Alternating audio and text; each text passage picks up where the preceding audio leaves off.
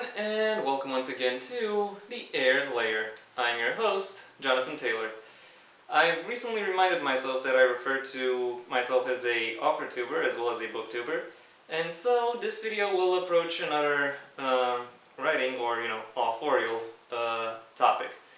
This time I'm doing something a little more special. Namely, I'm going in depth on one particular topic from an earlier video where I talked about games and sports. In particular, within this video I want to talk about how board games can be integrated into whatever piece of fiction you want to talk about. Before I get into the specifics, I think it's helpful to once again define terms first and foremost. Starting with what is a game. I'm using the same definition for the sake of this video as I did in that last one. Namely, a game is a collaborative activity aimed at entertaining the participants. So what differentiates a board game from other kinds of games? It's quite obvious, isn't it? The board itself. The board itself defines and delineates the area, the place, where play can take place. But what does play itself actually look like? Board games are unique in a sense, in that play is not just defined by how the players themselves interact, but also interact with each other, but also in how they interact with the rule system that the game itself requires one to follow. You could say that is true for every game or for every category of game, but that is especially true for board games, which can, especially modern board games that have like freaking rule booklets. But even earlier board games can have somewhat more complex board games, given that unlike other game types, they have various equipment or paraphernalia that is necessary in order to play them. The board itself, for example, acting as a director of play, as well as a mnemonic device, something that allows you to remember a more complex set of rules. As such, board games are an almost board games and the way they are played are an almost perfect representation of a society and of how people interact within that society. And as such, you can use them as metaphors for various aspects of the world. You can use the board games themselves to represent various aspects of either your world building, the characterization that you employ, or you can use them even use them or what's going on through them as foreshadowing. And keep in mind, as I said, you don't just have the board itself that allows you to include all of the metaphors that you want to present. You also have various other aspects. You have figurines, you have tokens, you have cards, or you have various other paraphernalia that in some way controls the way the game flows. Like, for example, dice. Before I get into that, there is one question that I think needs to be addressed first and foremost. What is the goal of the game? How is it won? When can people tell if the win conditions have been achieved? I am by no means a board game expert, or a designer, so whatever I'm about to say, I will urge you to take it with a grain of salt. But as far as I'm able to ascertain, there are, based on the win conditions, there are two different types of board games: territorial and administrative. I'll start by talking about the territorial ones because they are more linear and a little bit easier to understand.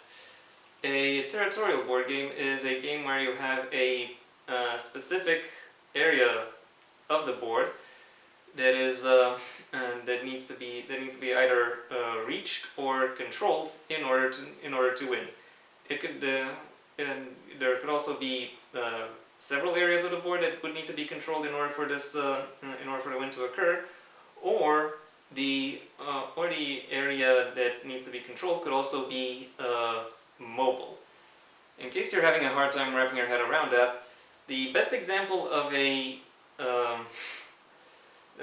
territorial board game with a mobile control area, or a mobile target area to be controlled, is chess. As some of you may know, and I hope most of you know, the aim of chess is to checkmate the enemy king, i.e. move your pieces in such a way that they put the enemy king in a situation where no move made by the opponent, either of the king or of any other position, would bring the king in a safe situation.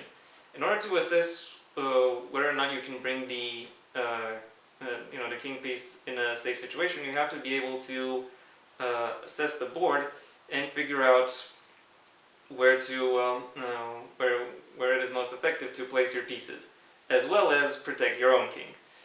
The problem with that is that the configuration of the board changes pretty much every turn, at least twice. Given that every piece on the board is mobile, and therefore your assessment of which pieces need to be which areas of the board need to be occupied, and with which pieces, changes during every turn. A more straightforward example of a territory game, one where the area you have to control or reach doesn't change, is Snakes and Ladders. For those of you who don't know it, which I don't know how many of you there are, but still I'm going to say it, in Snakes and Ladders you start at one end of the board and then move to the other end of the board. Your movement across the board, or movement of your piece, is decided by rolls of the dice. If at the end of your turn or of your movement you find yourself at the foot of a ladder, that was a weird crack, you arrive at the foot of a ladder, you progress. If at the end of your turn, however, you end up at the tail of a snake, you fall. So you either move forward or move backward based on various conditions on the board. That is a very simple way of showing how the board itself can direct the actual gameplay. But it also is but it's not just that. It is also a very interesting, and very simple example of how various metaphors can be integrated into the actual game itself. Because both the original Indian game, as well as the first Western iteration that came out during the 19th century of Snakes and Ladders, had the ladders and the snakes represent various virtues and vices. And the idea of the game is that it was a metaphor for life, in that if you embrace your virtues, you progress, but if you embrace your vices, you fall. You experience a downfall.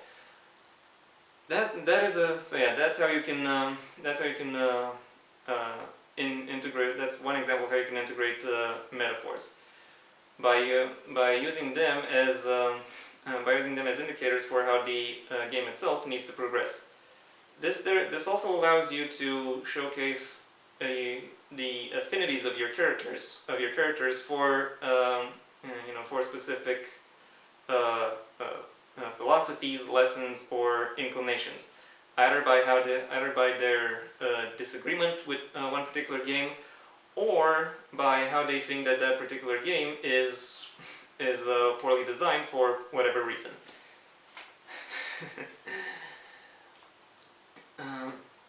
Keep in mind, however, that it's not just the board itself that decides how the movement during the game takes place. There can also be various unique rule quirks at play. One of the most common ones is rolling again if you've rolled a double. But also there can be various external conditions, such as the need to spend resource tokens, or or certain requirements about or certain requirements that are printed out on cards and need to be followed. Then again, these secondary requirements are more likely to be found in the second type of board game, the administrative board game.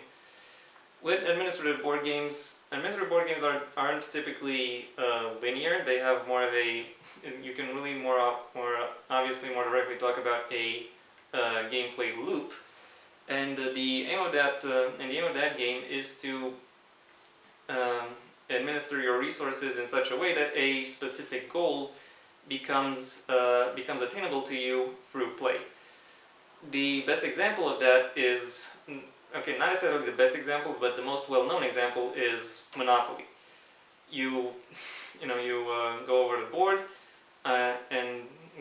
you buy properties, and then you collect rent, and then you buy houses and hotels, and you do all of that in order to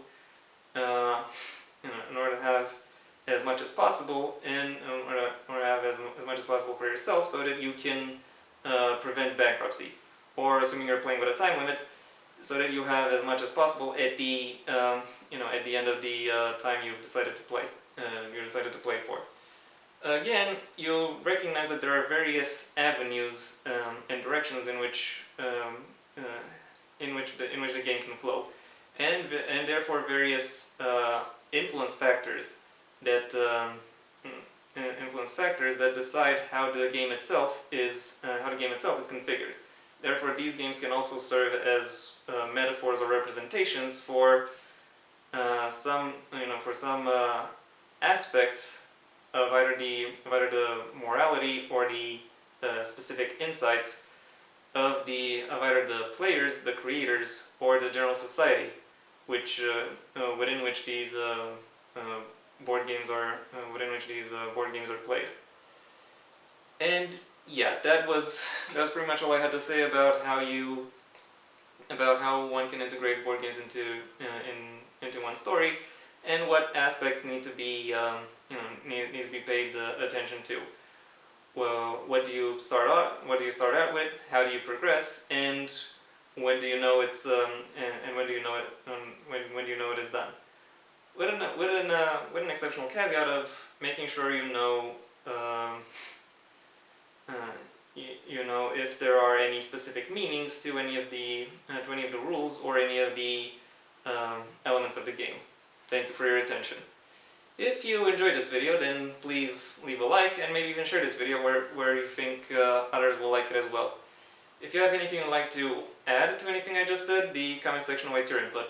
And if you want to see when my next video gets released, well then please subscribe. Ideally also ring the bell or do whatever else YouTube will ask of you in order to keep you notified.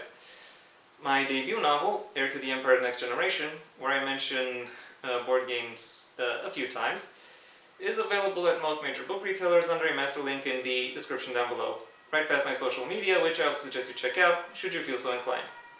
Until next time, I am Jonathan Taylor, and this has been the Heir's Lair.